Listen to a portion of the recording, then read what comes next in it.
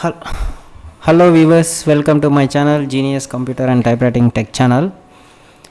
ఈరోజు మనం Tally demo చూద్దాం.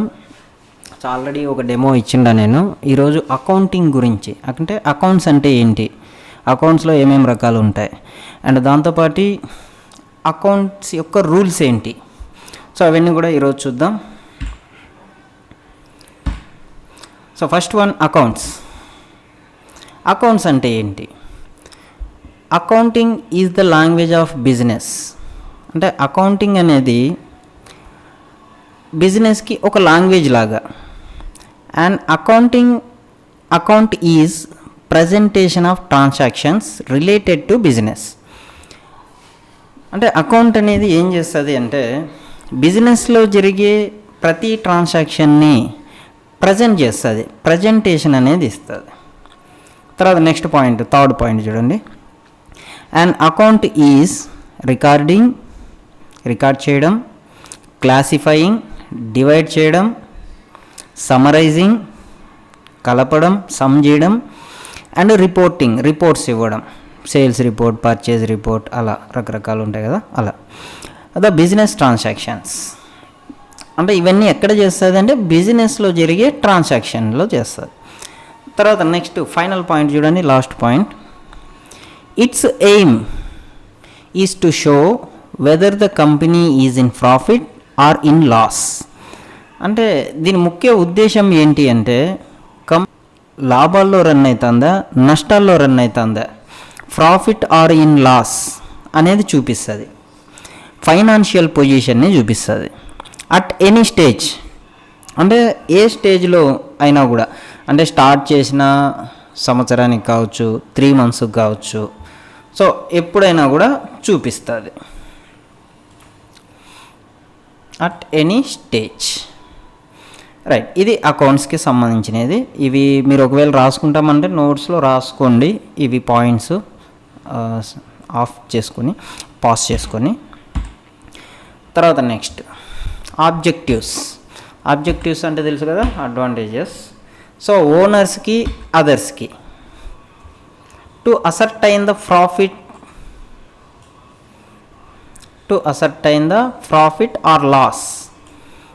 సో మనము చెక్ చేసుకోవచ్చు, ప్రాఫిట్ తీసుకున్నామా, లాస్లో ఉన్నామా present. Liabilities to outsiders. అంటే మనకు లైబిలిటీస్ అంటే తెలుసు కదా, అప్పులు. సో అప్పులు ఏమన్నా ఉన్నాయా అవుట్ సైడర్స్ దగ్గర, సో అది కూడా చూసుకోవచ్చు మనం. తర్వాత అదర్స్ చూడండి, ఇక్కడ sales tax, central excise and custom department, income tax, banks, financial institutions, creditors. So ఇవన్నీ. ఇక్కడికి వచ్చేద్దాం, ఇది ఇంపార్టెంట్. అకౌంట్స్ ఎన్ని రకాలంటే త్రీ టైప్స్ ఉంటాయి. Personal account, real account, nominal account. Personal account అనేది ఏంటి అంటే డైరెక్ట్గా పర్సన్స్తో స్టార్ట్ అవుతుంది. పర్సన్స్తో అంటే నేమ్తో. ఇప్పుడు సపోజ్ మంది జీనియస్ కంప్యూటర్ ఇన్స్టిట్యూట్, జీనియస్ అనేది ఒక పేరు, అంటే నౌన్, ప్రొనౌన్ అలా అన్నమాట. ప్రొనౌన్ కాదులేని noun. Okay. So persons, banks, institutes, companies, organisations, factories, agencies. So ఇవన్నీ కూడా ఎలా స్టార్ట్ అవుతాయి అంటే నేమ్స్తోనే స్టార్ట్ అవుతాయి. ఓకే. తర్వాత real account. So real account కూడా చూడండి, మనకు అన్నీ తెలిసినవి. క్యాష్ అంటే తెలుసు. బిల్డింగ్స్ తెలుసు. మిషనరీ అంటే మిషన్స్ ఉంటాయి కదా ఫ్యాక్టరీస్లలో, వాటిలలో యూజ్ చేసేటి అవి. ల్యాండ్, షేర్స్, పర్చేజ్ అంటే కొనడం, సేల్స్ అంటే అమ్మడం. సో ఇది కూడా మనకు తెలిసిందే. తర్వాత నామినల్ అకౌంట్ మొత్తం కూడా ఎలా ఉంటుంది అంటే మనకు వచ్చే ఖర్చులు అండ్ మనకు వచ్చే ఆదాయాలు, అంటే లాభాలు కానీ కమిషన్స్. సో ఇక్కడ చూడండి ఒకసారి, expenses, incomes, loss, rent, salaries, commission, paid or received, interest, paid or received. So రెండిట్లలో ఏదైనా కూడా. వీటికి రూల్స్ కూడా ఉంటాయి. సో ఏమేమి రూల్స్ చూద్దాం. పర్సనల్ అకౌంట్కి ఏం రూల్ ఉంటుంది, రియల్ అకౌంట్కి ఏం రూలు, నామినల్ అకౌంట్కి ఏం రూల్ చూద్దాం. ఫస్ట్ పర్సనల్ అకౌంట్ చూద్దాం. పర్సనల్ అకౌంట్ చూడండి, debit receiver, credit giver. Receiver అంటే తెలుసు కదా, తీసుకునే వాళ్ళని డెబిట్ చేయాలి. గివర్ అంటే ఇచ్చే వాళ్ళని క్రెడిట్ చేయాలి పర్సనల్ అకౌంట్లో. అదే రియల్ అకౌంట్ చూడండి, debit comes in, credit goes out. అంటే మనకి ఏం వస్తూ ఉంది, ఏం పోతూ ఉంది. సో వచ్చేదాన్నంతా కూడా డెబిట్ చేయాలి, పోయేదాన్ని అంతా కూడా క్రెడిట్ చేయాలి.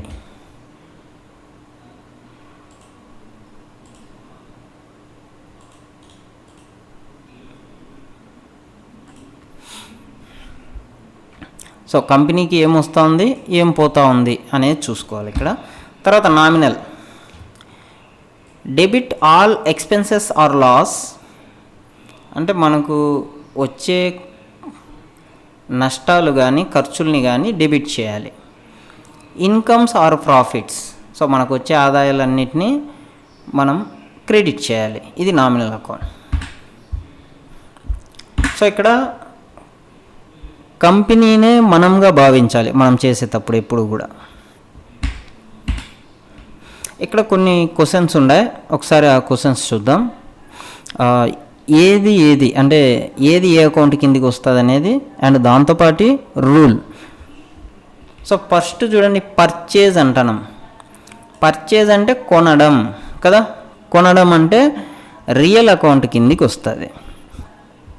హిందుస్థాన్ ట్రేడర్స్ అని ఉంది, హిందుస్థాన్ పేరు కదా అది. సో హిందుస్థాన్ అనేది పేరు కాబట్టి పర్సనల్ అకౌంట్. ఓకే, ఇప్పుడు రూల్ కూడా రాసుకుందాం మనం. సో రియల్ అకౌంట్ రూల్ ఏంటి, debit what comes in, credit what goes out. Debit what comes in, credit what goes out. అట్లనే పర్సనల్ అకౌంట్ కింద కూడా చూడండి ఏం rule, debit receiver, credit giver. So ఇక్కడ ఏది డెబిట్ అవుతుంది, ఏది క్రెడిట్ అవుతుంది అనేది కూడా మనం చెక్ చేద్దాం ఒకసారి. ఇప్పుడు పర్చేజ్ అంటే ఏంటి, కొనడం. అంటే కొంటానం అంటే మనకు వస్తూ ఉంది కదా ఇది, కాబట్టి డెబిట్ కమ్స్ ఇన్ రావాలి.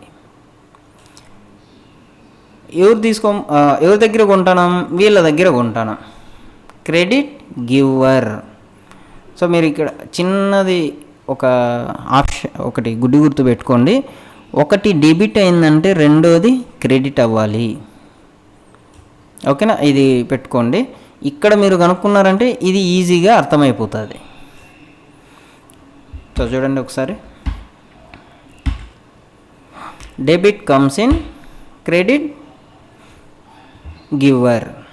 సో హిందుస్థాన్ ట్రేడర్స్ దగ్గర మనం కొంటున్నాం కాబట్టి గివర్ అని చెప్పాలి.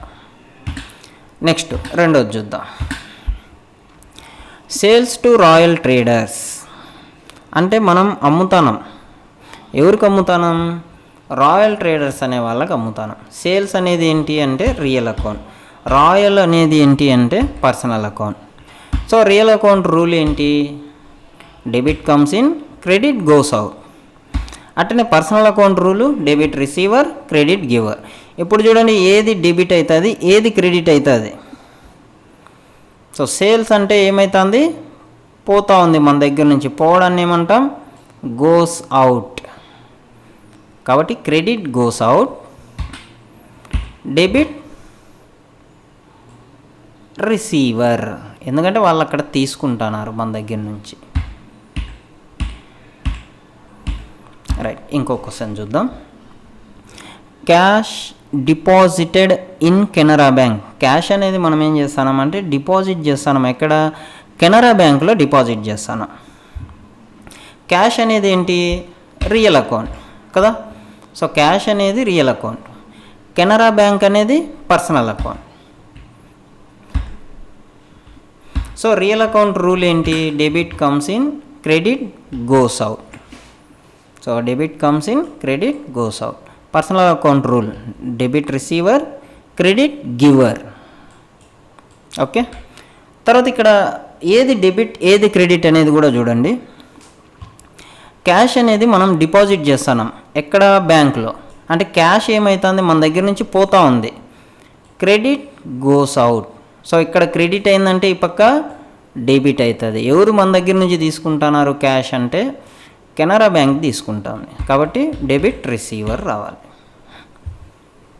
Okay, goes out receiver. Next ఇంకొక క్వశ్చన్ చూద్దాం. Cash paid to Hindustan traders అన్నాం. క్యాష్ అనేది ఏంటి? ఏ అకౌంటు? రియల్ అకౌంట్ కదా. హిందుస్థాన్ ట్రేడర్స్ అనేది పర్సనల్ అకౌంట్. సో రూల్ చూడండి ఒకసారి. Debit receiver, credit giver. తర్వాత ఇక్కడ వచ్చి debit comes in, credit goes out. ఈ రెండు ఓకేనా. ఇప్పుడు క్యాష్ అనేది మనం పే చేస్తున్నాం ఎవరికంటే హిందుస్థాన్ ట్రేడర్స్కి. అంటే క్యాష్ ఏమవుతుంది మన దగ్గర నుంచి పోతూ ఉంది కాబట్టి credit goes out, debit receiver వీళ్ళు తీసుకుంటున్నారు కాబట్టి. తర్వాత 5th వన్ చూద్దాం. చెక్ అన్నా బ్యాంక్ అన్నా రెండు ఒకటేమా? వీటి దగ్గర కన్ఫ్యూజ్ అవ్వద్దండి మీరు.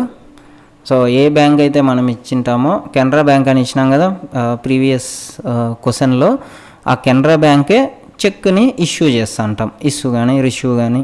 సో అలా అనమాట. సో చెక్ అన్నా బ్యాంక్ అన్నా ఒకటే. సో బ్యాంక్ అంటే పర్సనల్ అకౌంట్ వస్తుంది ఓకేనా.